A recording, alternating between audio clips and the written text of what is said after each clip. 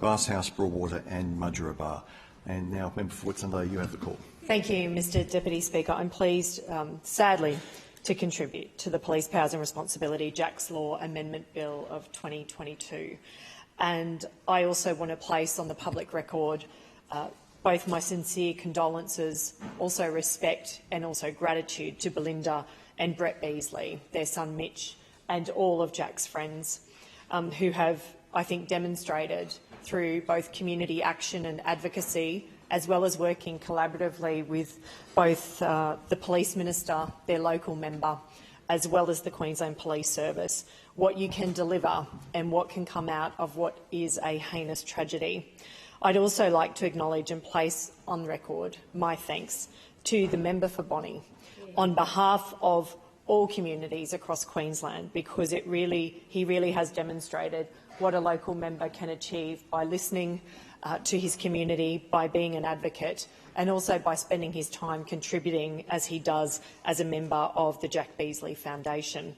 I'd also like to acknowledge the work of our previous leader, Deb Frecklington, the member for Nanango, and our Leader of the Opposition, David Crisafulli, who have continued the advocacy with Brett and Belinda. Detect Knives Save Lives. I'm a mother of young adult children, and I recall some years ago when my son was at Schoolies Week in Airlie Beach,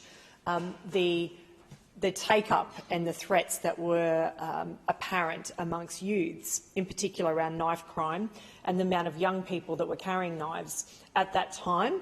And this would be, he's now 22, so this would be some 5 years ago, Mr Deputy Speaker. And the fact that this trial was conducted with such success, with the number of knives, hundreds of weapons that were picked up, and we don't underestimate, nor do we not acknowledge the extraordinary powers that police have with this law, and particularly with this trial that was undertaken. But I think it is demonstrated through the evaluation that this has worked. We will never know the amount of lives or the injury or the violence that it has prevented, but we are certainly grateful for what it has delivered, and in fact the advocacy and education that can come from both this law but also by the Beasley Foundation, and I certainly would welcome them across my electorate, as I know many Queensland MPs would. I have 2 safe night precincts in the electorate of which my community engage with, and that is both Airlie Beach and Mackay. And I'd like to acknowledge those members of the Safe Night precincts, as well as my local Queensland Police Service members who are active. And at a time post-COVID, Mr Deputy Speaker, when the government and the Attorney-General threatened to decrease funding, and in fact we waited months before we knew whether funding was going to be available to support our Safe Night precincts to proceed, I'm pleased that the government did reinstate that funding, and I'm pleased that I certainly had advocacy by those members of the Queensland Police Service, which I engage with regularly across my community, and I thank them for their service, not just in the Safe Night precinct, but their service across the community in crime prevention every single day. I also acknowledge in Airlie Beach, Anglicare North Queensland, and also Mackay Street Chaplaincy in Mackay, who work alongside the many people who want to keep our streets safe, but also engage with young people and ensure that they are well looked after during those wild nights out that sometimes we see.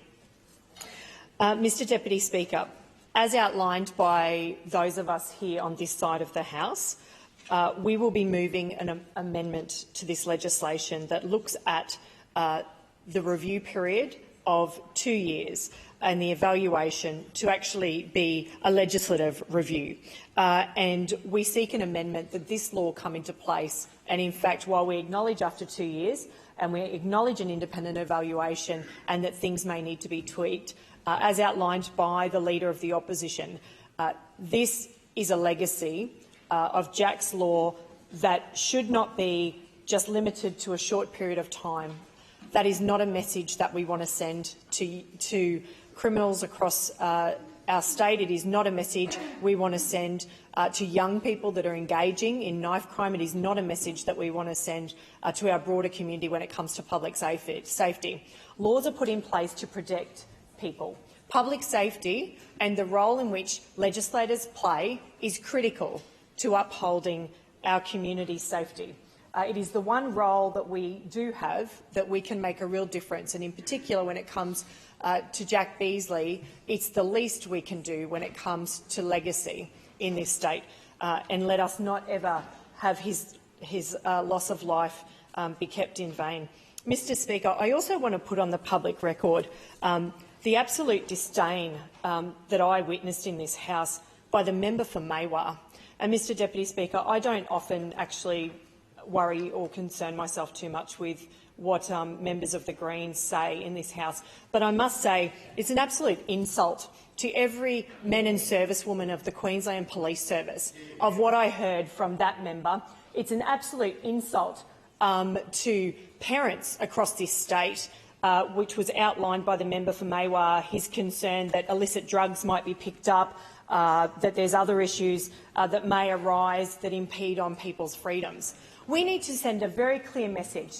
If you are partaking in illegal activity, there are consequences for your actions.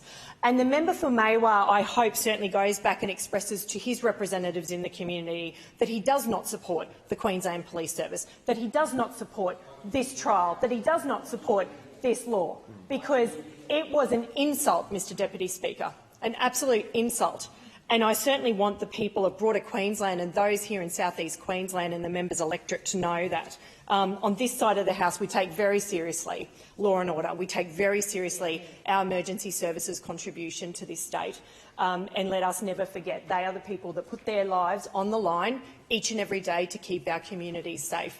With that, I'm pleased to be able to contribute. Once again, I thank the member for Bonnie, who has demonstrated the real depth of what a true parliamentarian can deliver in this state.